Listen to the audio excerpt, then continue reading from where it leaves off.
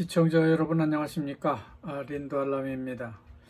지금부터 2024년 9월 19일 목요일 한성재와 함께하는 인도네시아의 자연이 그리워 방송을 시작하겠습니다.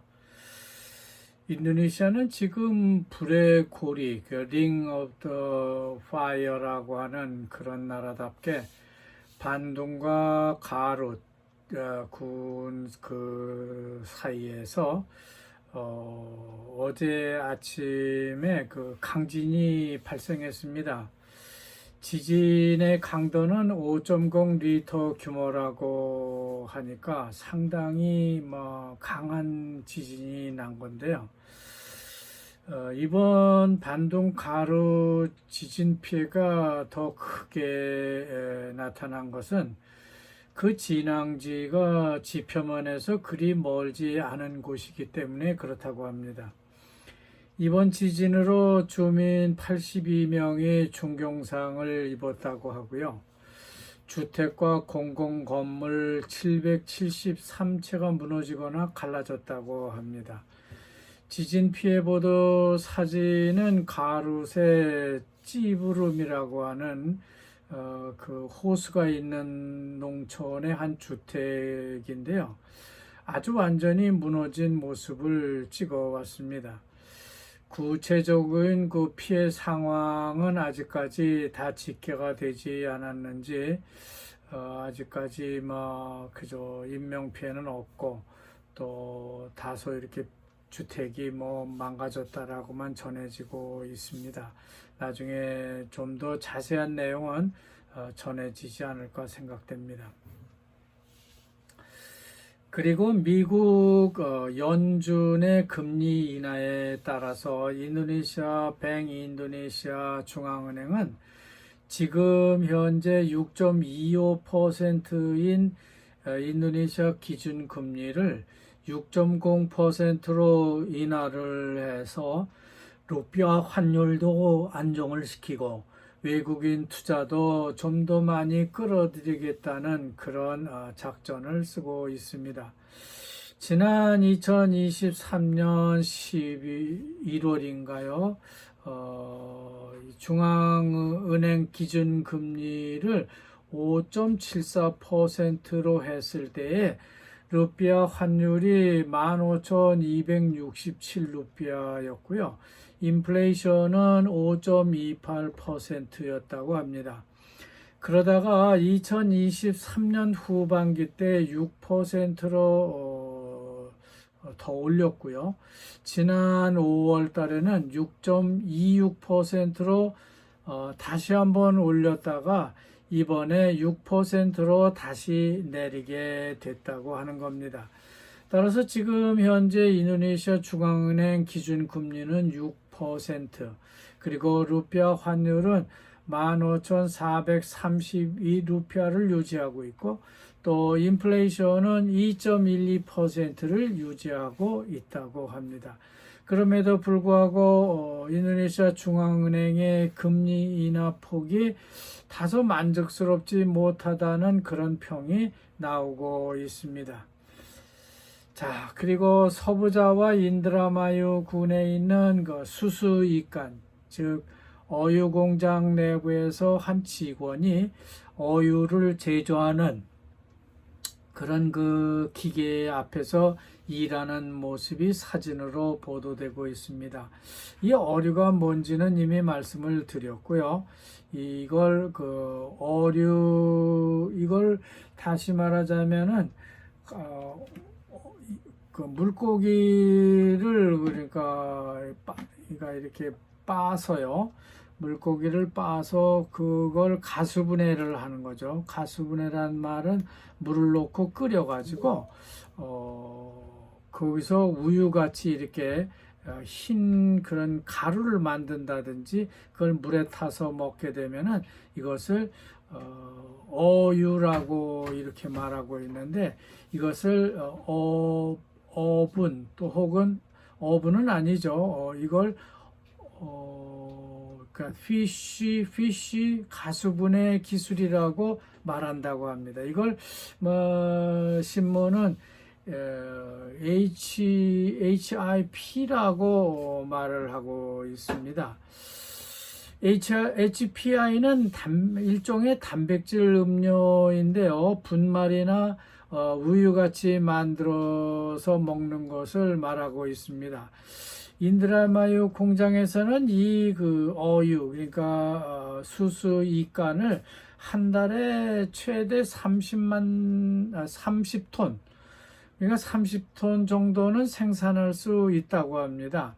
뭐 아주 작은 양이죠. 그렇지만 이것을 좀 더 전국적으로 확대하게 되면은 이 어유를 가지고 학생들에게 무상 공급을 할 수 있다. 이렇게 그들이 주장을 하고 있는 겁니다.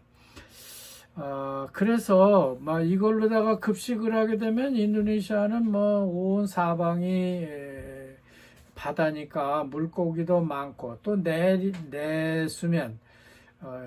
내수면 물고기도 많이 기르고 있기 때문에 단백질 공급원으로서는 그만이라고 하는 거죠. 그리고 어민들도 돈을 벌게 돼서 좋고 또 어린 학생들은 영양 공급을 잘 받아서 좋고, 그러니까 일석이조라고 주장을 하고 있는 겁니다. 하지만 일반 인도네시아 국민들은 아직 어류가 매우 생소할 것으로 생각됩니다. 어유가 뭐야? 이렇게 말하고 있는 거죠. 브라보 대통령 당선자가 우유를 무상으로 준다고 해서 브라보를 대통령으로 찍어줬는데, 이제 와서 어유를 공급하겠다고 하면 그게 뭐야? 하는 그런 소리를 국민들이 할 것입니다. 그렇기 때문에 아직은 좀 더 이 어유에 대해서 조사를 해보고 또 어떤 장단점이 있는지, 우유를 인도네시아에서 생산한다고 하는 것은 상당히 어렵다는 것은 이미 말씀드린 바 있습니다. 따라서 이 어유에 대해서도 좀 더 조사를 해본 다음에 결정할 것으로 생각은 됩니다. 먼저 국민들을 잘 설득해야 되겠죠.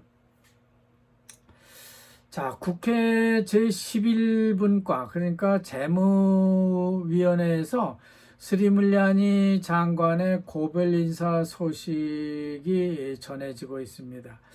아마도 스리물야니 장관은 인도네시아 정치 역사상 최장기 장관이 아닐까 하는 생각이 들고 있습니다.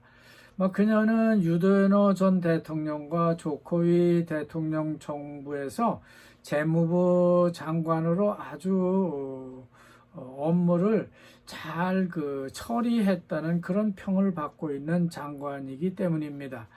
그녀는 이번 국회 정기회기에서 2025년 마지막 예산을 짜면서 혹시나 모르는 예산 전형 문제를 법으로 제안한 바 있습니다.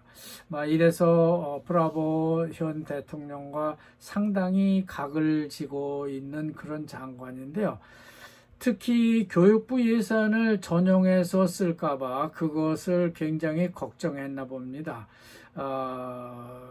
교육부 예산, 그러니까 학교를 수리한다든지 학교 운영 또 급여라든지 이런 것들을 전용을 해서 무상급식을 할 것이 우려되었는지 그것을 끝까지 하지 말라고 이렇게 주장을 했다고 하는 것이죠. 하지만 다음 재무부 장관은요, 지금 재무부 차관으로 있는 토마스라고 하는 사람입니다. 토마스 차관은요, 브라보 대통령 당선자의 조카, 끝번왕간입니다. 그렇기 때문에 스리물야니 장관은 걱정을 많이 한 것이 아닌가 하는 그런 생각이 듭니다. 하지만 정권은 한번 지나가면 그 다음 정권이 더 잘할 수도 있다는 것을 간과해서는 아니 되겠죠. 그렇다고 해서 그녀는 송별회에서 상당히 울음을 참고 또 이렇게 울먹이면서 마지막 인사를 한 모양입니다. 그 마지막 인사를 한 중에도 한 중간중간에 노래도 한 모양인데 그때 들려준 노래 제목을 다시 리콜하면서 작별 인사를 하는 모습이 멋있었다고 전해지고 있습니다. 앞서 연주한 노래 제목이 뭐죠? 이렇게 스리물리아니 장관이 물었고요. 그 노래 제목이 She's Gone, 그녀는 갔습니다 라고 말하자 그녀는 그러면 나는 뭐예요? I am gone이라고 말하면 되겠습니다 라고 말해서 눈물을 보이던 스리물리아니 장관의 송별식 분위기를 확 바꿨다는 그런 얘기입니다. 자, 다음 마침내 소울로와 족자카르타를 잇는 고속도로 공사가 마무리 단계에 접어들었다는 소식이 전해지고 있습니다. 대단히 큰 일이라고 할 수 있는데요. 바웬, 그러니까 야웬이라고 하는 그런 톨 게이트 사진을 전해주고 있는데, 곧 개통할 것 같은 그런 모습입니다. 이 솔로 족자카르타 그 고속도로는 물론 솔로에서 출발해서 보요랄리와 클라텐을 거쳐서 족자에 이르는 남부 고속도로가 되겠습니다. 솔로 족자카르타 고속도로가 개통되게 되면 스마랑에서 출발해서 바웬 언덕까지 가게 되고요. 거기에서 마글랑 고개를 넘어서 족자로 갈 수도 있고, 그 중간에는 그 마글랑이라는 데가 있어서 브로보드르 사원을 거쳐갈 수도 있게 되겠고요. 바웬에서 수라바야 쪽으로 난 길을 계속 따라가면은 살라티가가 나오고, 살라티가에서 보열랄리를 끼고 거기서 다시 솔로와 클라텐으로 갈라지게 됩니다. 그러니까 거기서 클라텐을 거쳐서 족자로도 갈 수 있는 그런 길이 열리게 되는 것이죠. 그렇기 때문에 보열랄리는 삼각지 도시가 될 것으로 생각됩니다. 솔로와 수라바야로 나가는 자바트란스 고속도로와 그리고 클라텐과 족자로 가는 고속도로가 이 보열랄리를 지나가기 때문에 그렇다는 거죠. 보열랄리라는 도시는 머라비 화산과 그 건너편 산 사이에 골짜기를 넘어가는 그런 길이 하나 있습니다. 그 길을 넘어가다 보면 그 화산 뮤지엄이 하나 있고 그 끝편에는 스마랑에서 바웬에서 마글랑을 거쳐서 족자카르타로 가는 중간에 보르보드르 사원이 있는 곳과 만나게 됩니다. 보열랄리에서 마글랑으로 넘어가는 언덕은 아주 서늘한 기후로 일품입니다. 그렇기 때문에 고랭지 채소도 여기에서는 많이 재배하고 있고요. 젖소도 많이 사육하는 것으로 유명합니다. 특히 이 언덕에서는 감자도 많이 재배하고 있고 단감도 아주 많이 나기 때문에 인도네시아에서 아주 제일 살기 좋은 곳이긴 합니다. 이렇게 해서 고속도로가 둘러싸게 되면은 아마 이 보열랄리와 마글랑을 넘는 이 농촌 지역은 상당히 발전할 것으로 이렇게 생각이 듭니다. 또한 언덕 정상에 이르게 되면요, 머라비 화산 내부에서 큰 바위 덩어리가 그 화산 압력을 못 이겨서 이리저리 굴러다니는 그런 그 거대한 소리를 들을 수 있습니다. 좀 위험하기는 한데요, 많은 사람들이 그 화산 내부에 바위 덩어리가 굴러다니는 소리를 듣기 위해서 모여들기도 하는 곳입니다.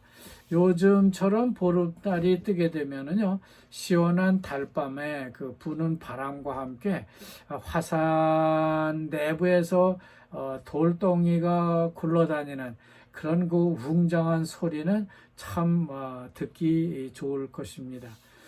다소 빗나갔습니다만 오늘 그 뉴스는 여기서 마치겠습니다.